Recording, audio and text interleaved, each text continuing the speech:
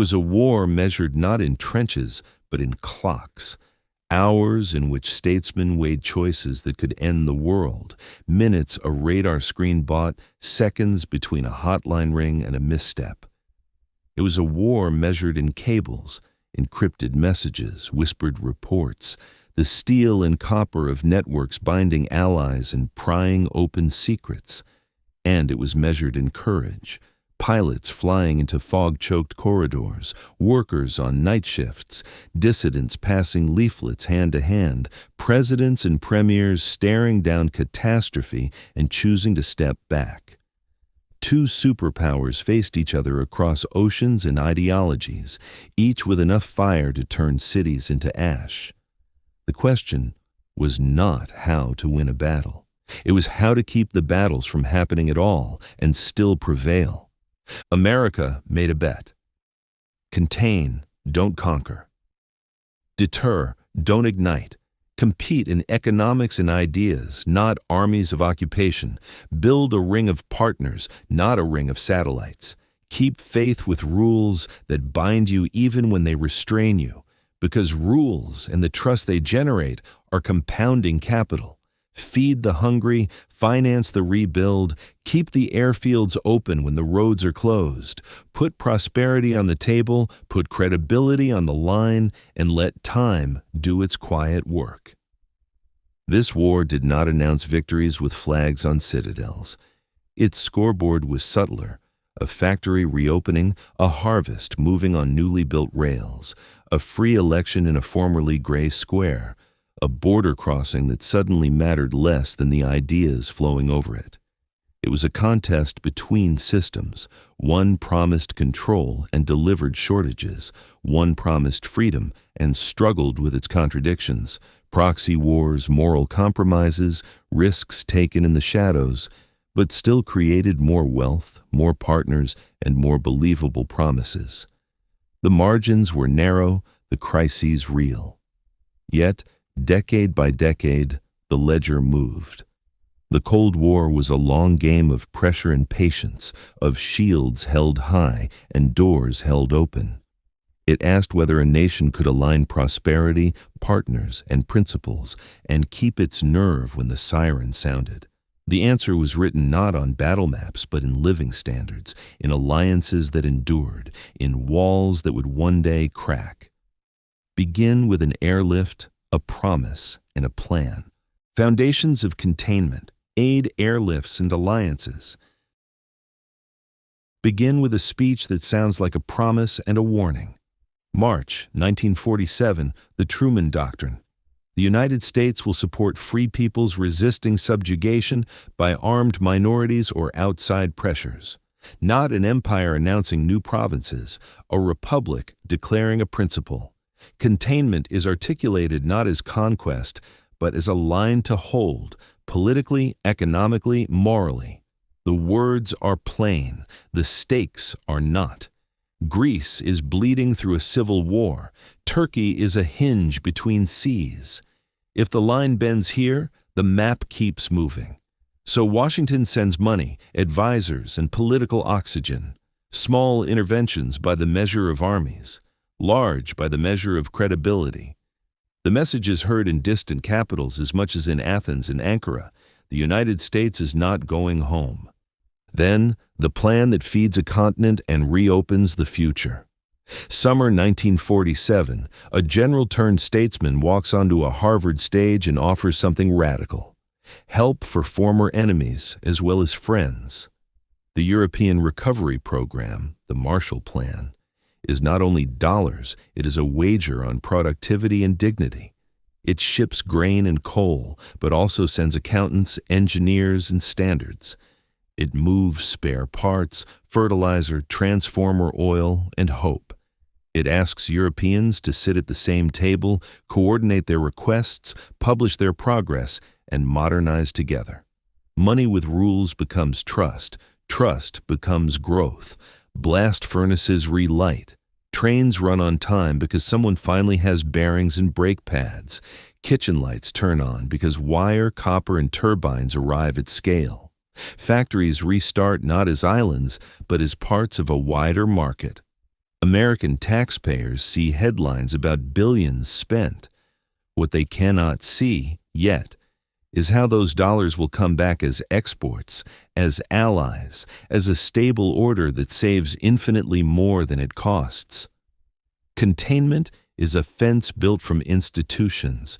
Bretton Woods gives the free world a financial keel, the International Monetary Fund to steady currencies, the World Bank to build.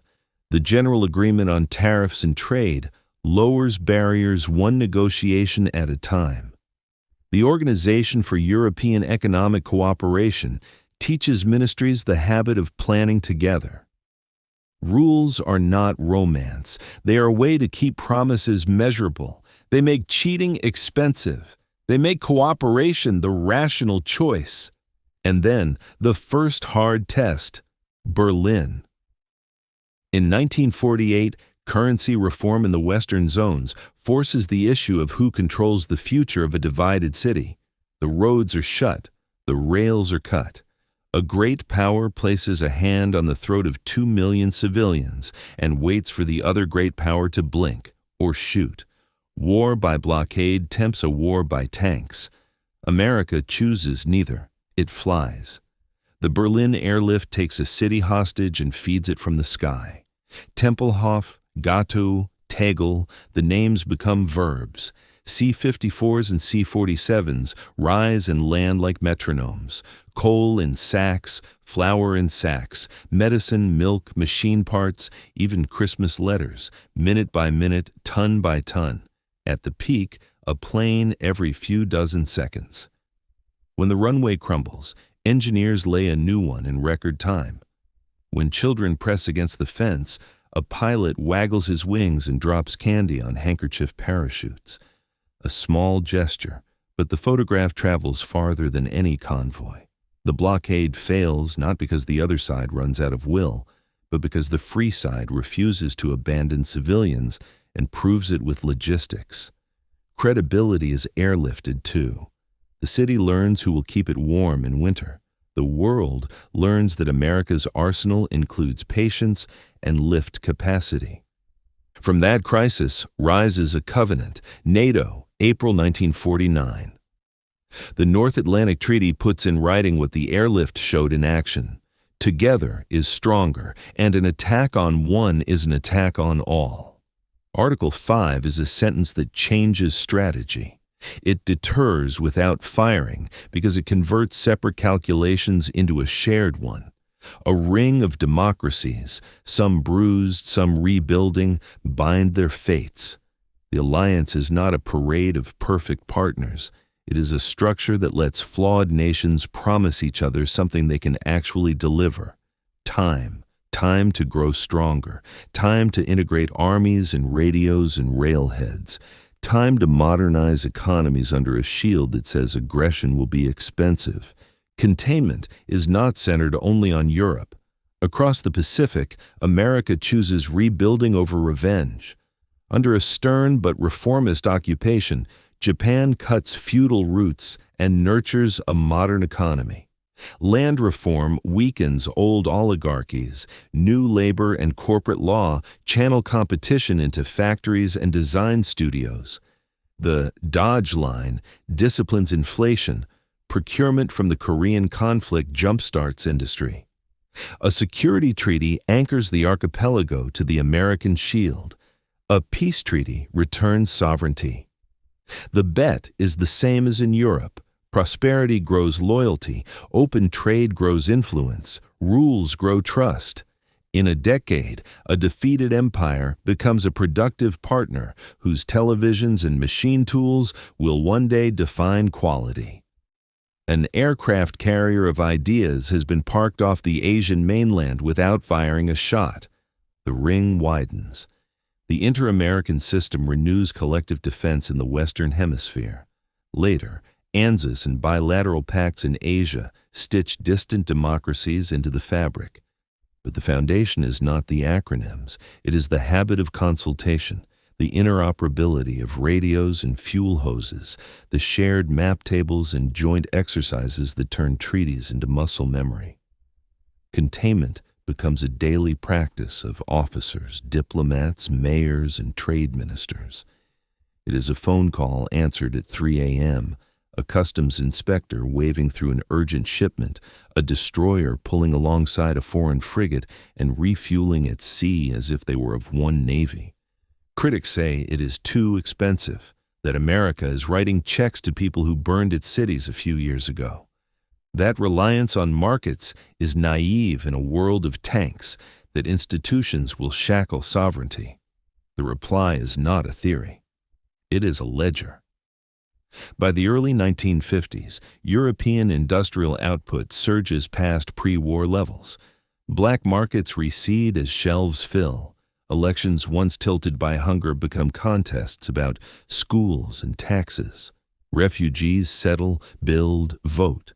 A continent that might have fallen piece by piece into spheres of fear instead argues loudly inside a common house. This is not altruism, it is strategy with a human face.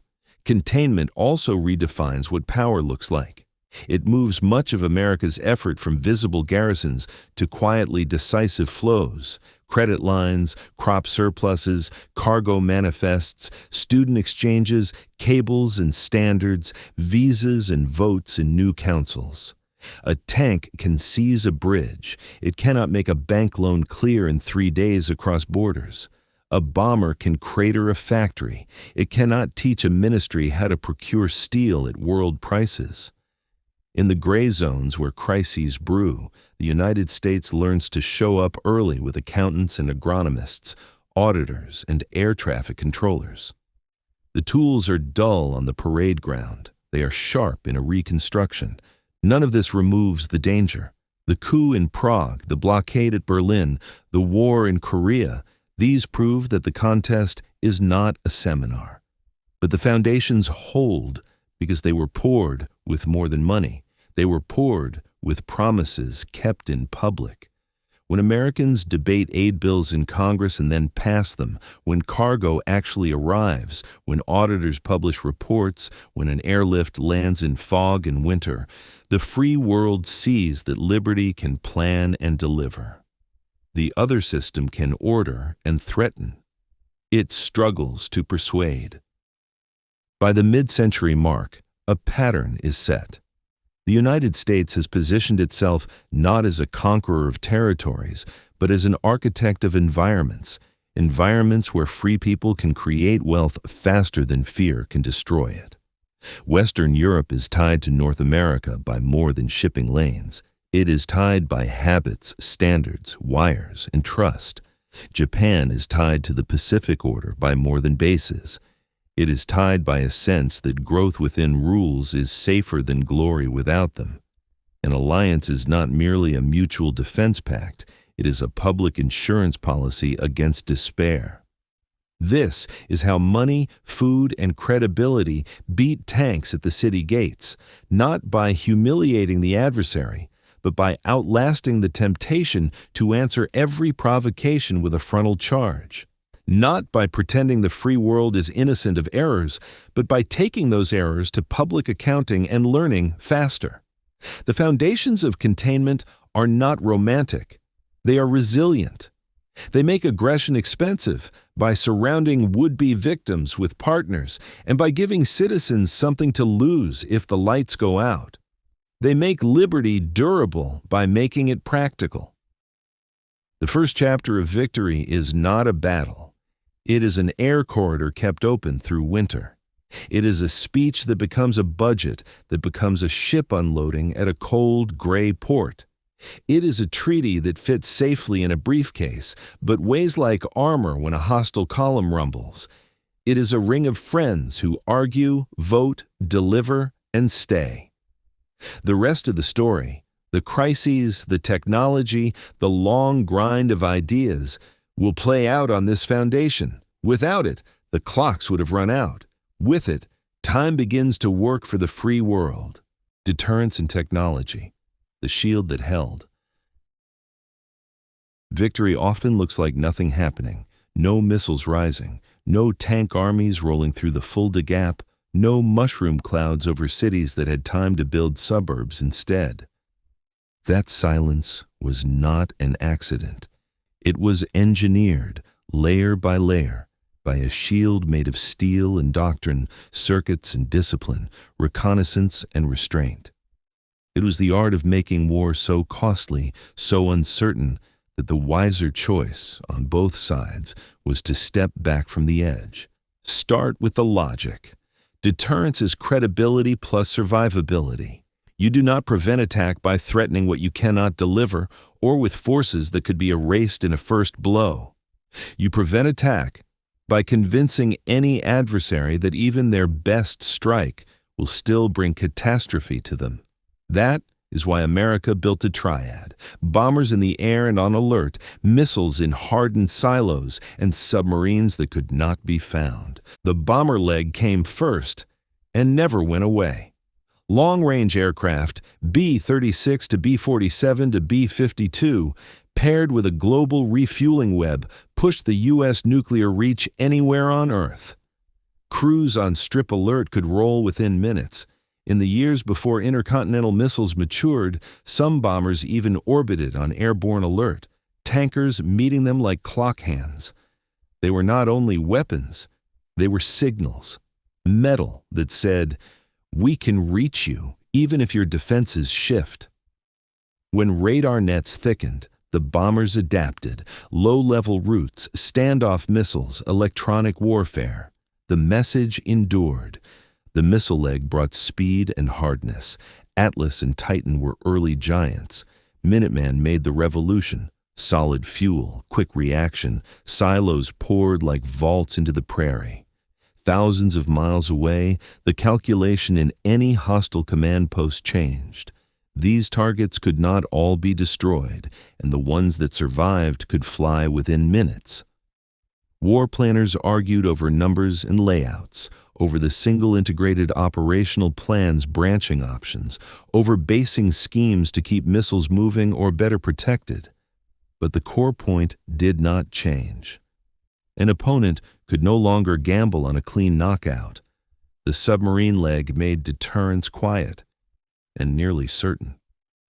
When a sailor closed the hatch on a Polaris or Poseidon boat and slipped beneath the thermocline, he carried the guarantee of second strike.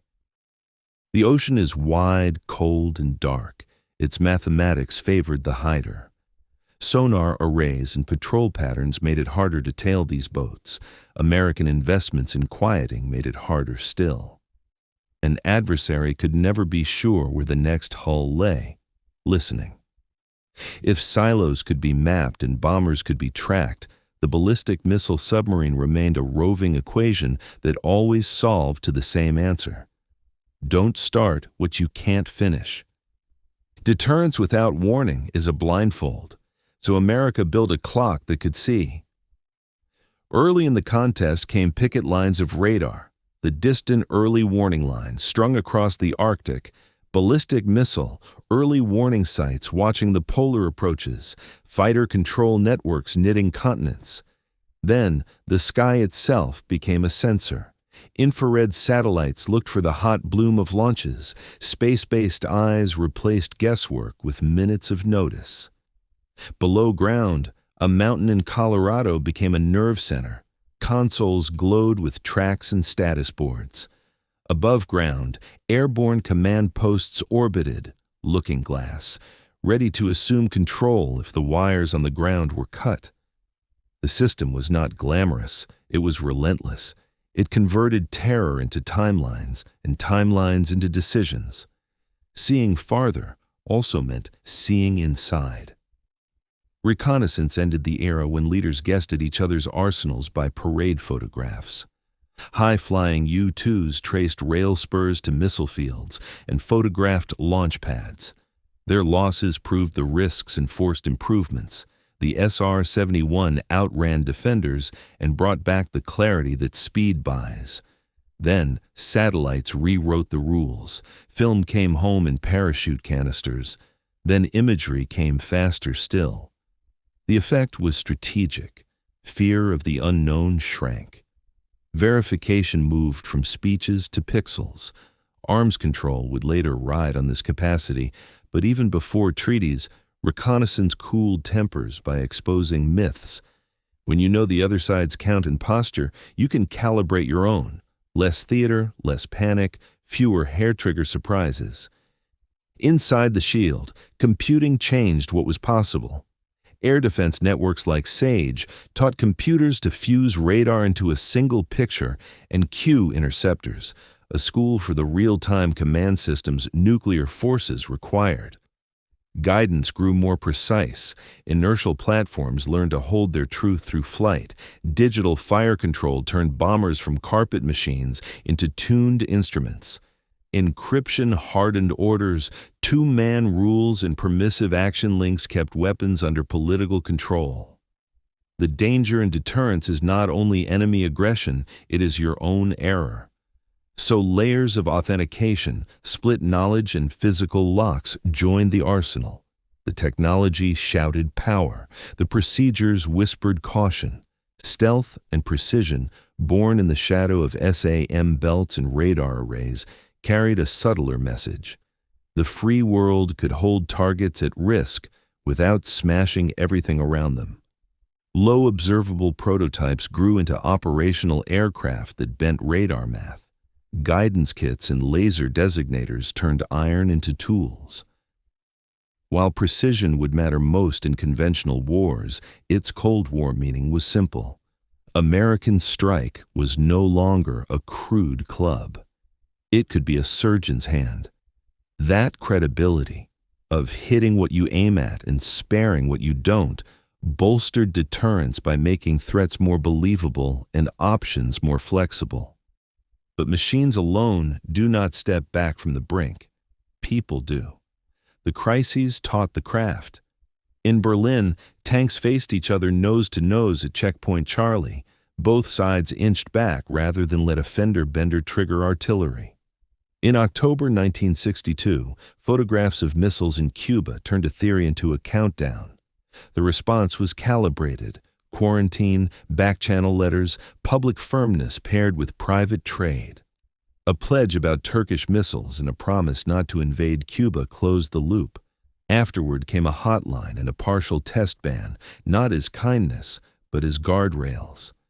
The managers of apocalypse, civilian and uniformed, learned to ritualize caution, alert levels raised, then lowered, messages drafted, then softened. Reconnaissance paused to avoid a misread, fighters flown with specific ordnance to signal intention. Later, when an exercise in Europe in 1983 seemed too real to Soviet watchers, restraint again mattered. Channels opened, signals clarified, the temperature brought down.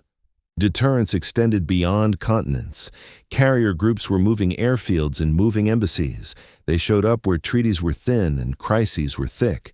Naval patrols guarded sea lines and trailed submarines. SOSUS nets listened to screws turning in the deep. The ability to find and follow the adversary's ballistic missile boats made the ocean a chessboard with both bishops visible. Anti-submarine warfare was not glamorous work, buoys, sonograms, patterns, and patience, but it earned its quiet victories by denying comfort to any planner who bet on surprise. Tripwires on land made the shield credible at the theater level. American brigades in Europe and Asia were not there to win alone. They were there to make any aggression kill Americans on day one, transforming a regional gamble into a superpower risk. Nuclear sharing put tactical weapons under dual keys. Forward-deployed aircraft and missiles, controversial, protested, argued over, signaled that an invasion would escalate beyond a border skirmish. When the other side introduced new theater systems, the free world answered with a dual-track decision: negotiate to remove them, but deploy equivalents if negotiations failed. The result, years later, was the hard logic of elimination. Entire classes of intermediate missiles cut to zero because presence and pressure made absence the safer bargain. All this power demanded restraint to be safe. Training tapes accidentally loaded into warning systems, computer chips that flipped a bit, northern lights that fooled a radar, These were the stuff of memoirs and after-action reports. On more than one night, an officer in a bunker or an analyst on a console judged the improbable as impossible and chose to believe the world was not ending. They were right. But the larger truth is that the architecture made it likelier they would be right. Redundant sensors, cross-checks, delays, human confirmation when machines screamed. Over time, the systems were hardened not just against adversaries, but against themselves. Deterrence had critics, and not only abroad. It was expensive. It bent budgets, poured concrete into empty planes, put sailors on long patrols and pilots into long, cold holds. It placed weapons by necessity near towns that feared them. It promised destruction we all wanted never to see. But measured against the alternative, great power war, it was the insurance premium the free world chose to pay, and the premium did more than avert war. It bought time. Time for alliances to deepen, time for economies to compound, time for dissidents to find their voice, for ideas to travel on radio waves, for farmers to plant and students to graduate, and factories to reinvent how they made things. A shield is not an end. It is a condition. In the end, the technology mattered because it was harnessed to strategy and to a set of habits. Warn early, verify often, keep forces survivable, keep authority centralized but authenticated, communicate clearly in crises, and give the adversary a way to step back without humiliation. The triad deterred. The radars and satellites watched, the reconnaissance calibrated, the codes secured, the procedures slowed hot heads, and the people, air crews and missileers, sonar operators and line officers, watchstanders and cryptologists, kept faith through long, boring nights so that dawn kept coming. This, too, is winning without the battlefield, making the battlefield unthinkable, holding a shield high enough and steady enough that the contest could move to where free societies are strongest: production, innovation, culture, and coalition. The devices were fearsome. The discipline behind them was the real achievement. The shield held. And because it held, the rest of the story could unfold. The free world's engine: dollars, trade, and the productivity gap. The shield bought time. What the free world did with that time was build markets, machines, habits, and hopes until the arithmetic of everyday life tilted decisively in its favor. Victory looked like a paycheck that bought more each year, like a supermarket with full shelves on a Tuesday, like a factory learning to make a new product twice as fast as last season. The Cold War's scoreboard did not live on parade grounds. It lived in freight yards, loan ledgers, shop floors, and living rooms. Start with the rules that let prosperity spread. Bretton Woods gave the free world a keel, stable exchange rates anchored to the dollar, the IMF to steady currencies in a storm, the World Bank to finance power stations, ports, and roads. The GATT began cutting tariffs round by round, turning walls into toll gates and then into painted lines on a highway. The OEEC, later the OECD, taught ministries and central banks to compare data, share methods, and treat growth as a common craft rather than a national secret. These were not slogans. They were plumbing. And plumbing matters because it lets capital and goods move where they are valued most. The dollar became more than paper. It was a promise, convertible for official holders, reliable in contract, usable anywhere. After Europe restored current account convertibility in 1958, trade loosened its shoulders. Banks in London rediscovered their talent for invention and birthed the Eurodollar market, giving companies and governments a deep pool of financing outside rigid national quotas. The point was not a symbol on bills. It was predictability. A merchant in Rotterdam, a buyer in Chicago, a shipper in Yokohama could price, hedge, and settle. When shocks came, devaluations, oil spikes, even the end of gold convertibility in 1971, the system flexed and did not break. Trust compounds like interest. Under that roof, output surged. West Germany's Wirtschaftswunder replaced rubble with precision machine tools and Volkswagens. France's planification modernized steel, electricity, and transport. Italy stitched a humming belt of small manufacturers to the spine of a reorganized heavy industry. Britain rationalized and argued and kept trading. The Nordics added social insurance to openness. Canada deepened its integration with the American market. Across the Pacific, Japan's reforms and export drive, anchored by quality, disciplined credit, and relentless learning, turned shipyards and workshops into global benchmarks. Taiwan, South Korea, Singapore, and Hong Kong followed with their own models. Disciplined macroeconomics, education first, export obsession, fast iteration. None of it was easy. All of it was visible on docks, in catalogs, in rising life expectancy, in home appliances that made hours bend to families instead of families bending to hours. America remained the system's flywheel. The GI Bill poured millions through universities and technical schools, seeding engineers, accountants, teachers, and entrepreneurs into every county. Land-grant campuses became laboratories for agriculture and electronics. The 1956 Interstate Highway Act laced the continent with concrete, turning distant markets into neighborhood stops. The St. Lawrence Seaway opened prairie grain to ocean hulls. Ports mechanized, rail standardization advanced, airports stitched regions into a single day's business. Then came the quiet revolution that seems obvious only in hindsight: containerization. In 1956, a trucker put trailers on a ship and rewired the world's logistics. Cranes replaced gangs, theft dropped, loading times collapsed, shipping became just another cost on a spreadsheet rather than a voyage through fiction. A sweater's price now depended less on bribes and pilferage, and more on design and timing. Speed favored those who could plan. Production itself got smarter. Hybrid seeds, fertilizers, and mechanization doubled farm yields in the rich world and then did it again. Food surpluses became policy tools. PL480 grain shipments fed allies and eased currency crises. Agricultural exports paid for machinery imports and financed industrialization. In factories, statistical quality control replaced superstition. Numerical control machines turned metal with repeatable precision. Learning curves moved from aviation lore into boardroom math.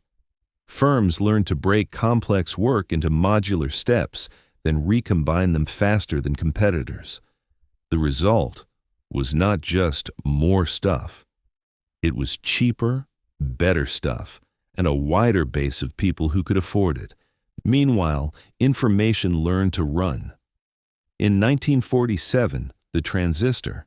In 1958 to 59, the integrated circuit and the planar process. In 1964, a modular mainframe that let banks, airlines, and governments standardize on a single computing language. In 1969, a packet-switched network that treated distance like a rounding error. In 1971, the first commercial microprocessor. Defense orders made early chips viable: missile guidance, space missions, secure communications. But once fabrication plants existed, civilian demand took over. Calculators, control systems, then personal computers and the software to tell them what to do. The free world grew not only more productive, but more adaptive. A firm could sense a customer's need, analyze it, prototype a response, and scale production in months, not years. Before long, the most valuable products were not measured by weight or barrels or bushels, but by instructions. Finance kept pace.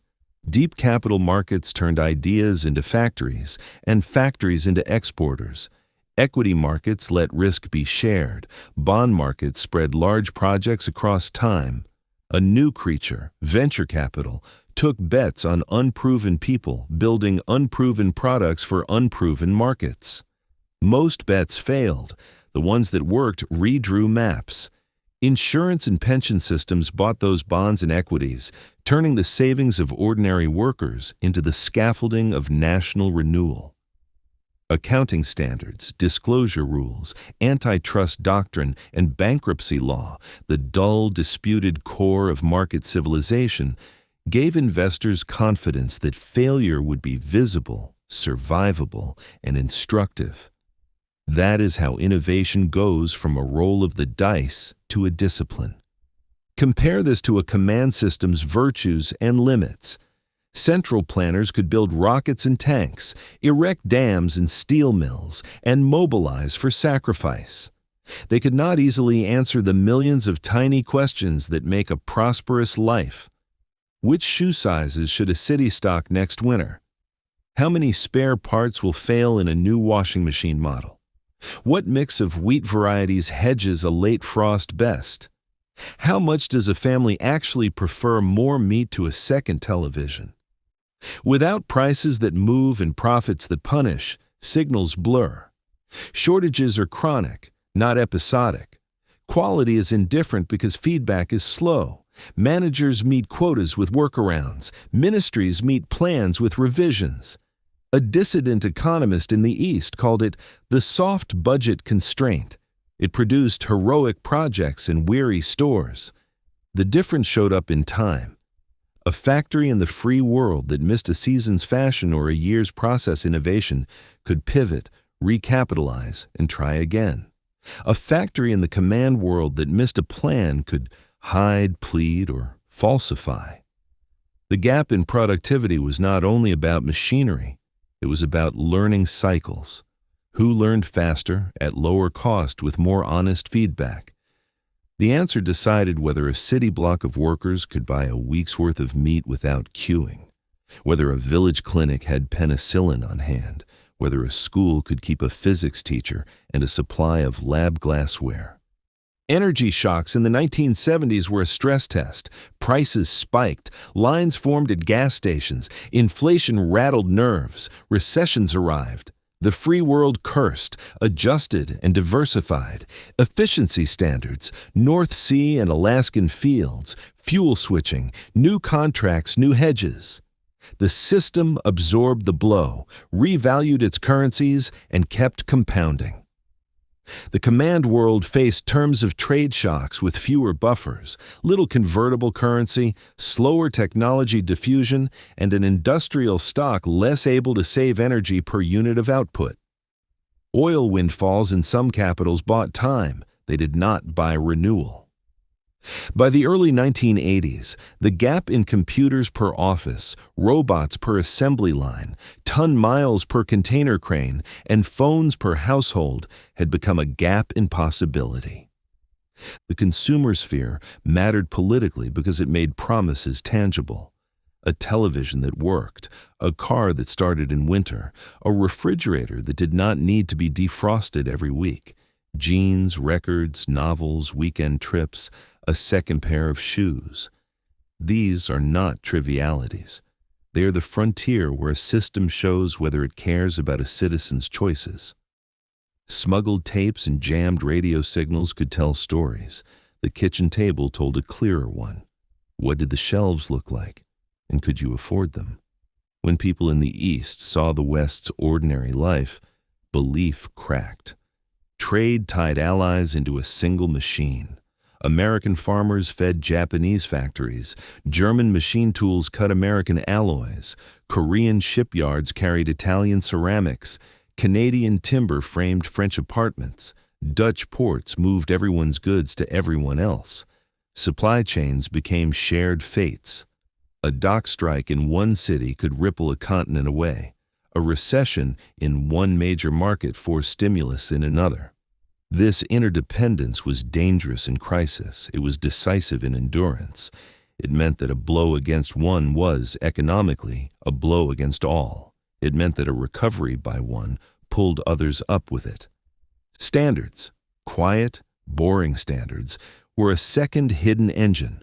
Thread sizes, voltage ranges, paper dimensions, radio bands, container widths, customs codes, accounting categories, safety rules for chemicals and toys.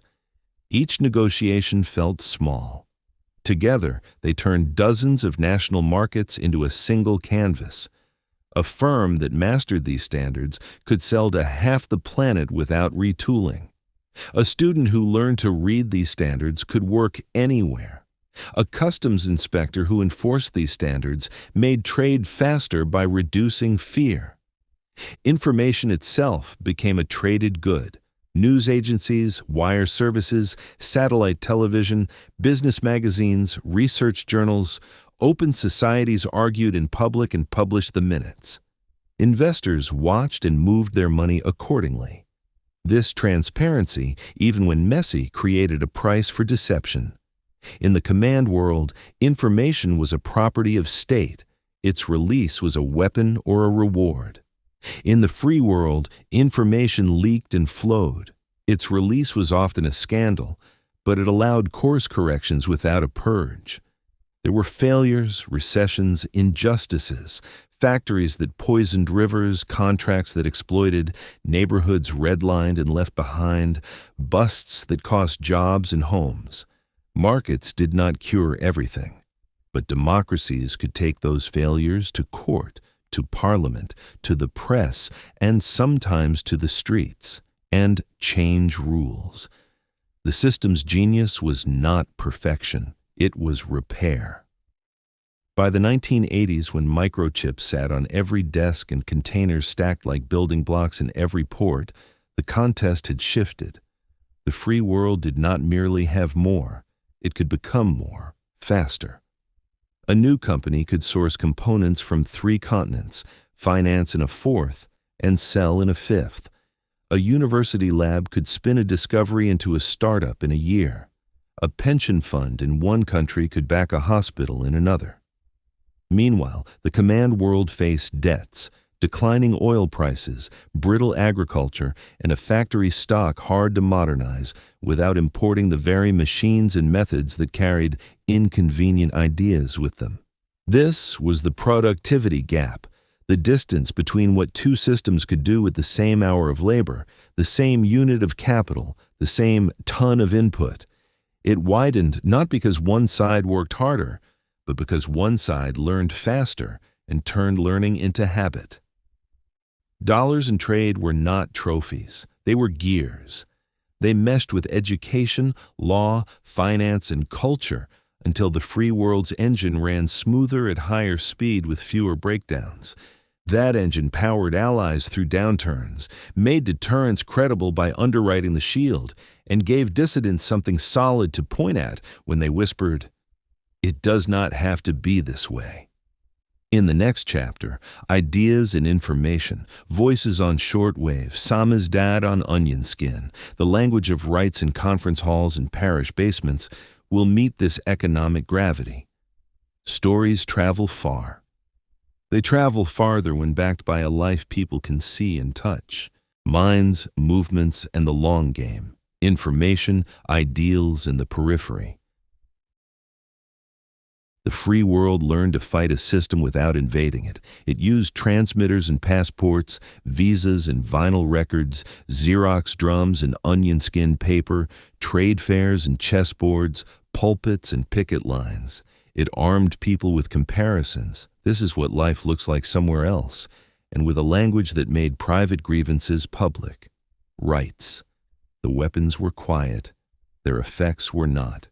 They chipped away at fear, then at belief, until a structure that seemed permanent discovered it had fewer loyalists than it had guards.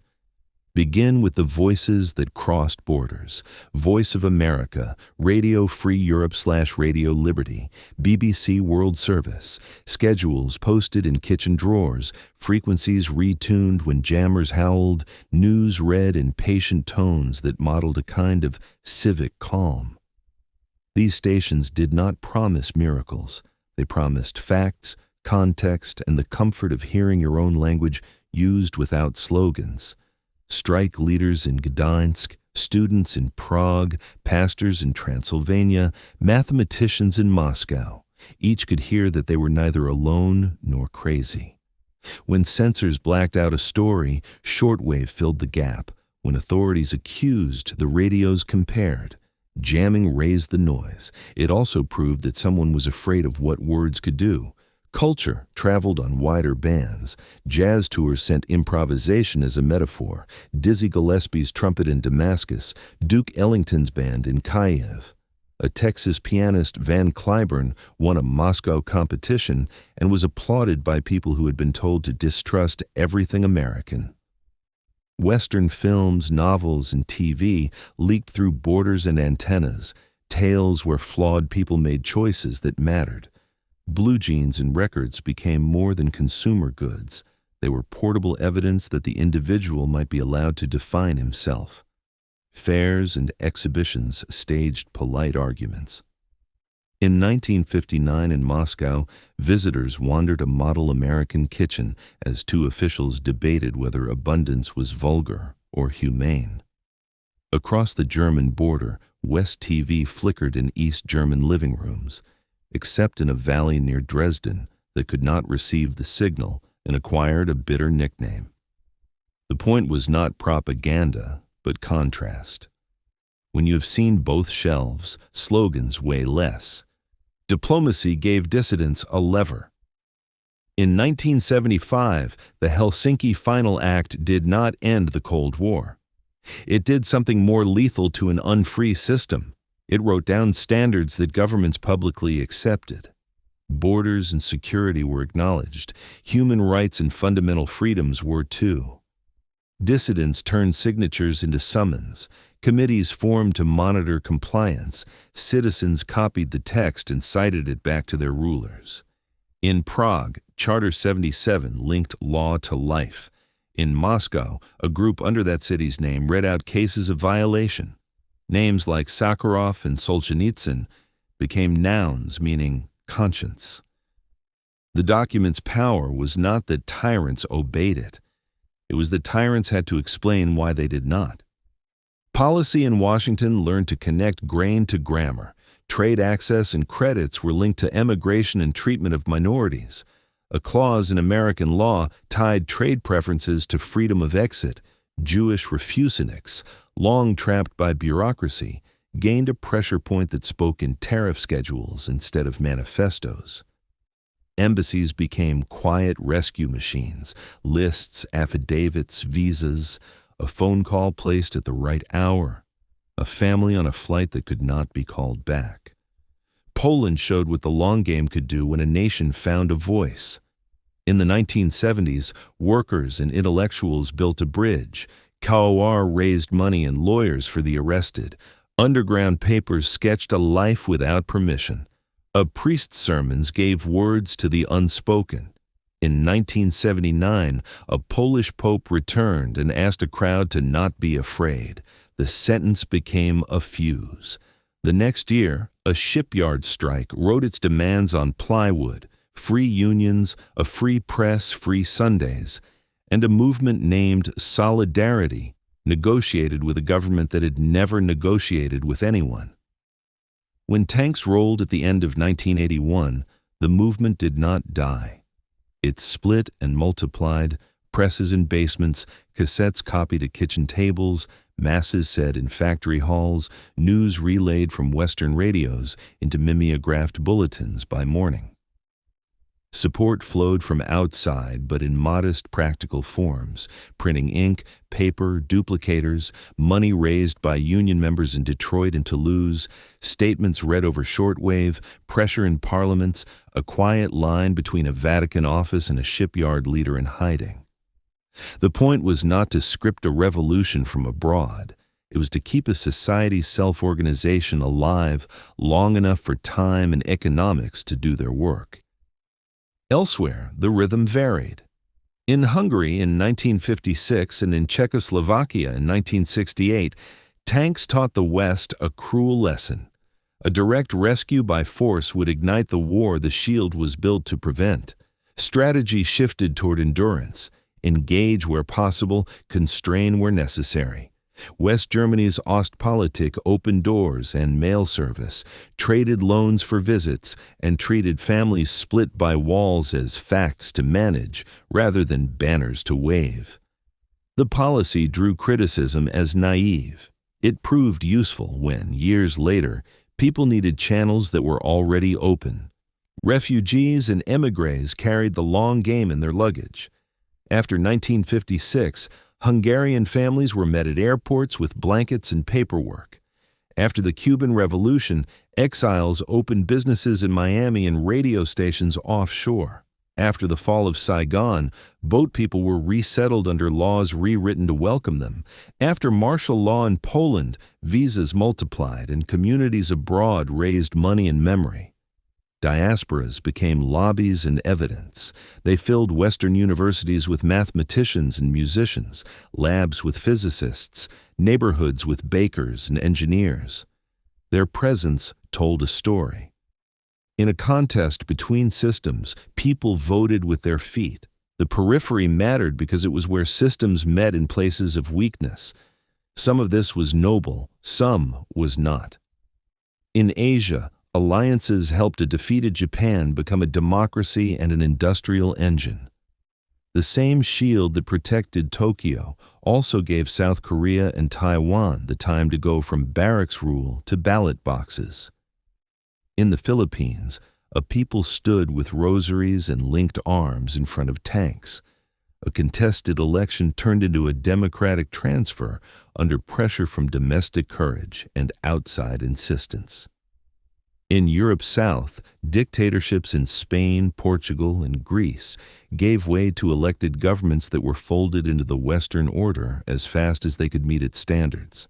Elsewhere, the record is mixed and must be said so.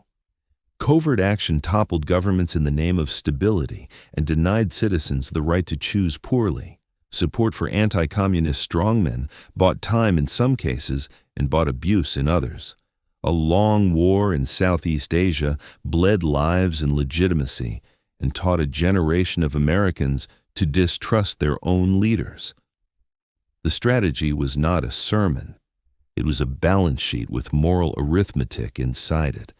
When the free world acted badly, it paid. At home, at the ballot box, in credibility lost abroad. And because it was a democracy, it changed course in public. Afghanistan became a pressure point that showed both the reach and the limits of the long game. When a superpower invaded a neighbor in 1979 to prop up a failing client, the free world did not send divisions. It sent money, training, radios, medicine, and eventually shoulder-fired missiles that made low flight a death sentence for gunships. The terrain favored the defender's patience. The attrition favored the invader's exit. Casualties climbed, coffins returned, a budget groaned, morale cracked. After a decade, the tanks rolled home across a river with cameras watching. The victory was strategic and real in that contest. The aftermath was tangled and would haunt a later era. The Cold War's ledger can note both facts at once. Information technology democratized dissent. A photocopier in a ministry lobby could duplicate a banned poem in seconds. Carbon paper turned a single typescript into 10. Underground printers, smuggled transistor radios, and cheap cassette decks built an ecosystem where a rumor became a report, and a report became a movement. Musicians recorded protest songs in apartments. Sermons were taped and passed from hand to hand. A samizdat novel traveled farther and faster than its author ever would. Censors could seize presses. They struggled to seize kitchens. Support to movements abroad grew more public and more principled as the decades turned. Legislatures funded organizations that made grants to independent unions, newspapers, and election monitors. Trade unions offered solidarity as more than a slogan. They sent trainers, wire service subscriptions, legal templates, and the dull but vital skills of keeping minutes and running meetings. Churches offered protection and space. Universities opened fellowships for scholars who had been told to stop thinking. The aim was not to dictate outcomes, it was to build capacity for self-government where permission was scarce. Even sport became a stage. A game played on winter ice by college kids beat a dynasty and gave a shaken country a night to remember itself. 2 Olympics were boycotted in turn, and the rings on the posters looked like handcuffs. As theater, it was crude. As language, it was clear. Conduct had consequences, and a system could be made to feel isolation even as it insisted that it did not care. The common thread was the slow replacement of fear with standards. When people learned to keep independent accounts, to record violations in dates and names, to compare rations to wages, to cite treaty clauses in leaflets and parish halls, the arbitrariness that keeps an unfree system afloat became expensive to maintain. The secret police could still hammer down doors. They could not reopen grocery shelves stocked by planners who refused to learn or recreate a sense of purpose for citizens who had read their rulers' signatures under words that promised something better. In this long game, America rarely stood alone. Its radios carried British and German voices. Its grants were matched by Scandinavians and Canadians. Its pressure was multiplied by a Polish pope's homilies, a French president's stubborn Atlanticism, a German chancellor's dossiers, a Korean bishop's courage, a Filipino cardinal's megaphone, a reporter's camera, a dock worker's coin tossed in a union bucket for men and women he would never meet. Coalition was not only for missiles and trade, it was for meaning. By the late 1980s, ideals and information had done their abrasion. In classrooms and cafeterias, in barracks and border posts, in party committees and parish councils, people had learned a habit that unfree systems cannot survive, to say we. They had learned to keep lists and to wait. They had learned to measure promises against receipts. When the next chapter's pressures, economic, diplomatic, technological, met these habits, walls cracked from both sides, pushed by the outside, hollowed by the inside. The periphery had become the center. The long game had become the end game. Pressure and partnership, arms control, SDI, and the end game. Power alone does not close a chapter in history. It has to be yoked to a grammar. Offers, deadlines, inspections, summits, pressure both quiet and loud. The endgame of the Cold War was not a single thrust, but a duet. Deterrence that raised the cost of aggression and diplomacy that lowered the cost of stepping back. The free world kept a hard face and an open hand, and invited its rival to take the open hand before the hard face had to be tested. The vocabulary of restraint began in the 1960s, and took on form in the 1970s. Strategic arms limitation talks produced ceilings and categories. An anti-ballistic missile treaty narrowed the places where defenses could grow into illusions. The point of the ABM limits was paradoxical and precise, to keep both sides from betting on a shield that could tempt a first strike, and to make a fence sufficiently survivable that only prudence made sense. Détente was argued over in parliaments and bars, praised as realism and damned as naivete. But its durable contribution was bureaucratic, counting rules, verification practices, habits of meeting. Men and women learned how to number warheads, to define throw weight, to distinguish a test from a trick. Later, when politics hardened again, those habits remained, routines that let adversaries climb down without losing face. Pressure did not pause while the talks continued. Export controls tightened. A quiet coordination club denied advanced machine tools, microelectronics, and specialized software to military industries behind the curtain. Western banks, chastened by the 1970s debt binge, reevaluated exposure. Energy shocks exposed inefficiencies that subsidies could not hide. In the Eastern Bloc, credits bought time but not reform. Ration cards and long queues mixed with balance sheets that no longer balanced. Oil prices, once a lifeline for a centrally controlled economy rich in wells and pipelines, turned from windfall to undertow when world markets moved the wrong way. The arithmetic of the system, its ability to make, to buy, to borrow, tightened. Then the free world raised the bid on technology.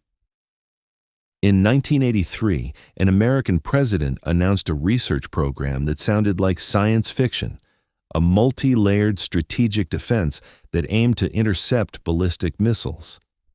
The Strategic Defense Initiative did not spring a laser shield over cities. It did something subtler. It signaled that the frontier of the contest would now move to sensors, computing, precision guidance, and space. Domains where open innovation and deep capital pools compounded quickly.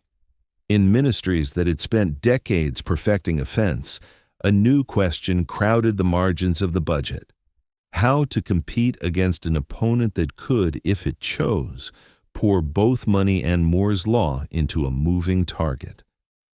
SDI's most immediate effect was political.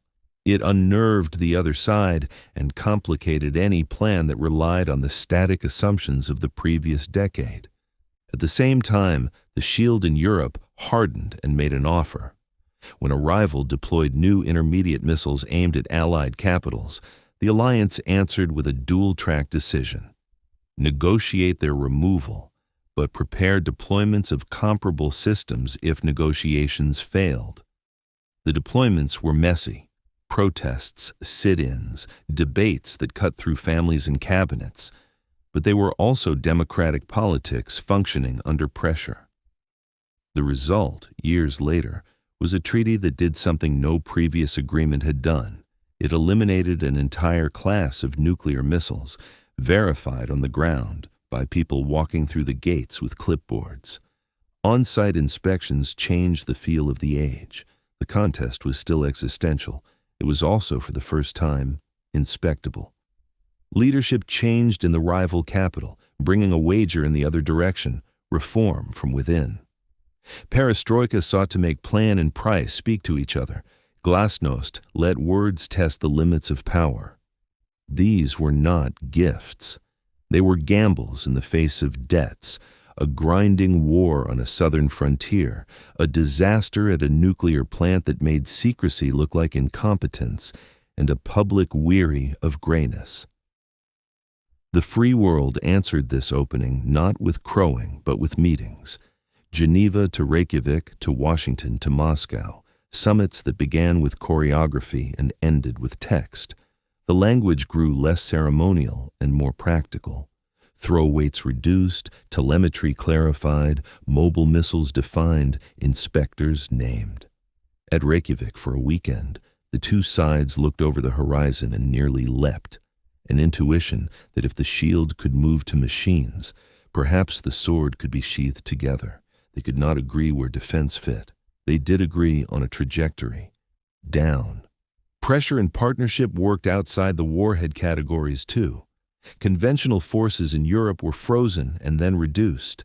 Data exchanges on divisions and aircraft translated ghosts into numbers. Confidence-building measures, notifications of large exercises, observers in bleachers near the tanks, turned muscle flexes into scheduled events less likely to spook border posts. Human rights language, once a pushpin in the back pages of communiqué, moved toward the front. Emigration eased. Political prisoners were named, then freed. Dissident journals edged toward legality. The border between what a state demanded and what a society would consent to shifted by inches that felt like miles. Meanwhile, the economics that had been grinding for years began to bite openly. The factories that needed imports to modernize found that the imports came with ideas not easily quarantined. The budget that had once treated military outlays as the bright thread in a drab cloth now saw that thread fray into shortages elsewhere. In the East Bloc's ledgers, hard currency became a choke point. In kitchens, coffee lines became metaphors too obvious to censor.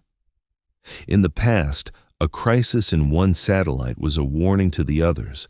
Now it was a mirror. When elections and roundtable talks arrived in one of those satellites, the experiment of negotiation became a habit. Ballots were counted, and to the surprise of those who had printed them, the opposition won by numbers too large to massage.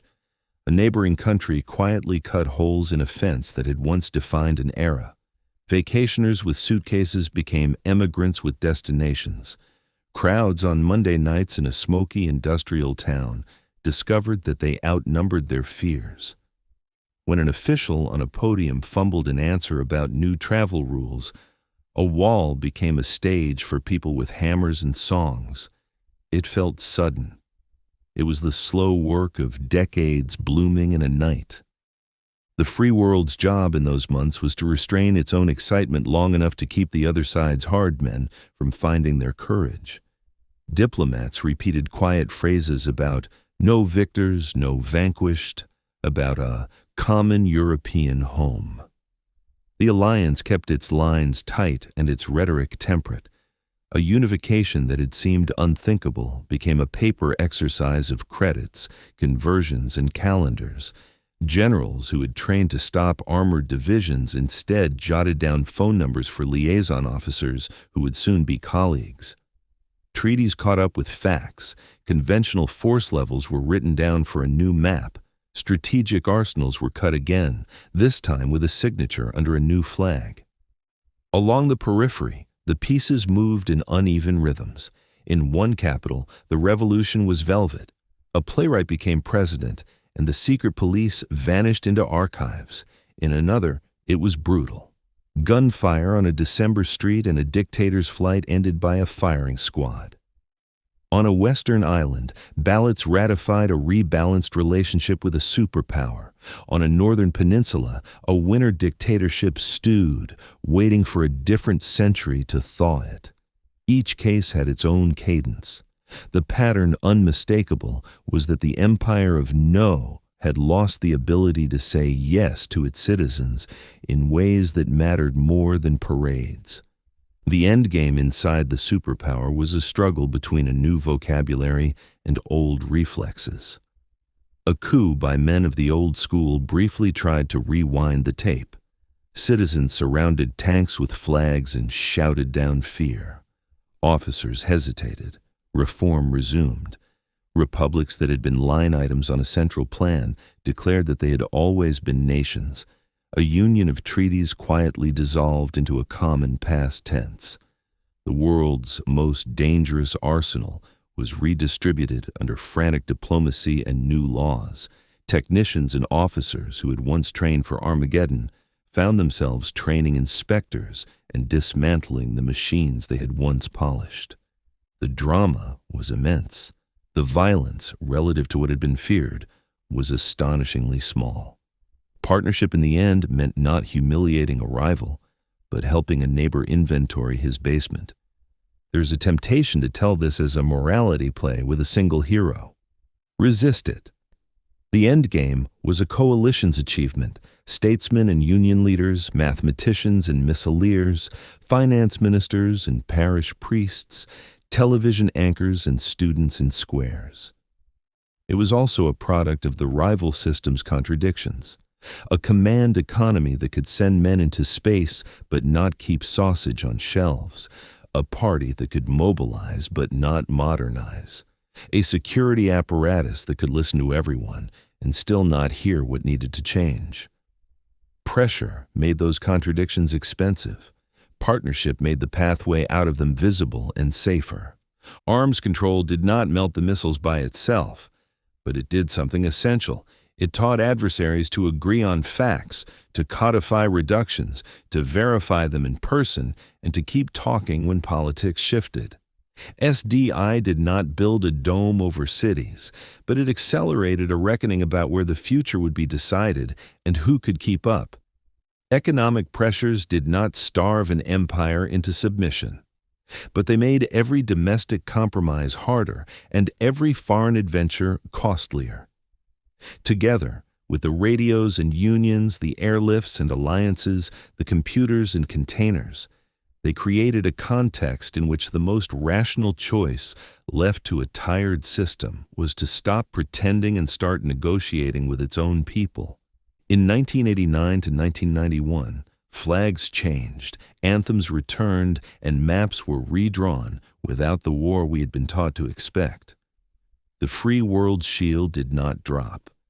It became a backdrop for a new choreography. Aid packages, election monitors, police trainers, privatization advisors, language teachers, credit lines, and a long argument about how to merge security with freedom in places that had known too little of either. The endgame was not an ending. It was a handoff from surviving to rebuilding. This is what pressure and partnership can do together. They bend costs and widen choices until a rival can choose to become a neighbor. They keep the door open long enough for courage on the other side to walk through. They insist on verification and offer respect. They make victory look like treaties signed at polished tables, like inspectors in parkas counting launcher rails, like a crowd in a square realizing that the only thing left for the police to protect is the people themselves. And then they make room for a finale that does not need a battlefield to be believed. Finale, winning without the battlefield. Lay out the chessboard one last time.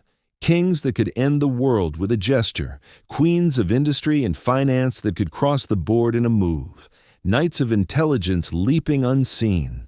Bishops of culture moving along long diagonals of faith and art.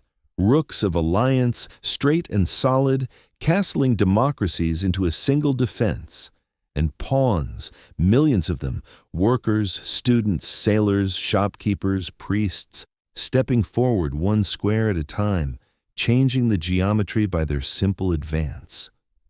The free world did not flip the board. It learned the opening, studied the middle game, traded pieces carefully, and won in the end game because its position improved every year the game continued. Victory looked like clocks that never struck midnight, like cables that carried facts faster than fear, like courage that chose restraint when rage would have been easier. It looked like an airlift that fed a city, like a treaty that wrote down numbers and then cut them, like a wall that fell to hammers and songs. It sounded like radios speaking calmly in jammed air, like factory whistles that meant the shift had begun again, like a hotline ringing in time to let two men choose sanity. It felt like supermarkets not emptied by panic, like ballots counted in public, like passports that opened gates instead of closing them. America's bet held. Contain, deter, compete, then let time do its compound work. Containment built a ring of friends who argued loudly and stayed. Deterrence built a shield that made the unthinkable unprofitable. Competition in economics and ideas built a world where the promise of tomorrow had more cash value on one side than the other. The United States did not win alone. It orchestrated. It lent the balance sheet and the backbone, offered rules instead of tribute, and kept credibility when it was costly. Partners made the music, Europe rebuilt, Japan reformed, new democracies learned the rhythm of elections and budgets, unions and courts. Together, they proved that a system which trusts its citizens to choose, speak, trade, and learn will make fewer grand mistakes and repair them faster. The rival system did not collapse because it was hated by its enemies.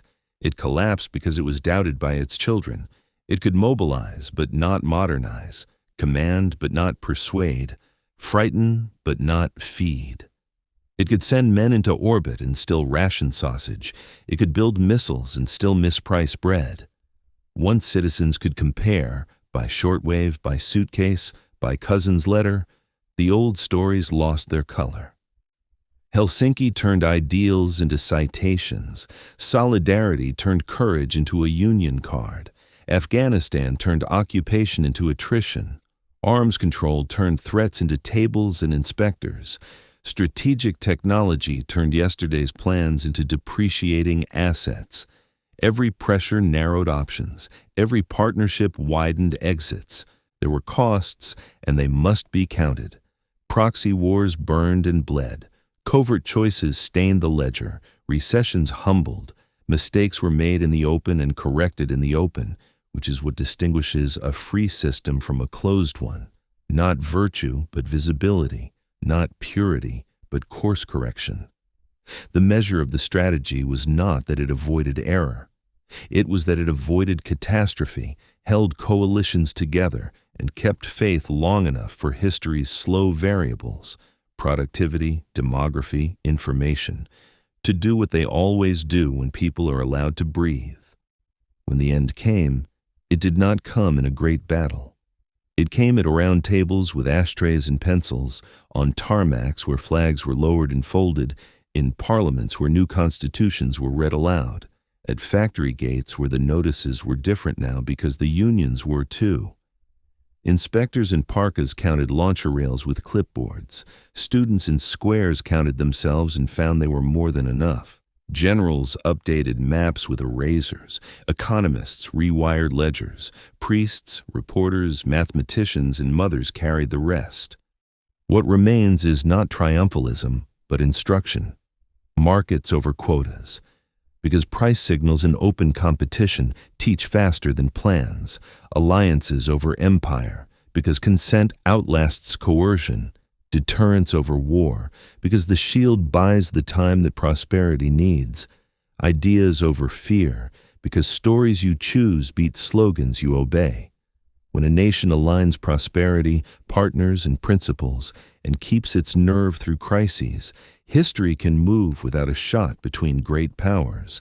The clocks will still measure dangerous hours. The cables will still carry hard messages. Courage will still be required. But the board is set for societies that bet on freedom and keep their promises. That is how America won the Cold War, by building a world where victory looked like ordinary life continuing, and where the only decisive battles were the ones never fought.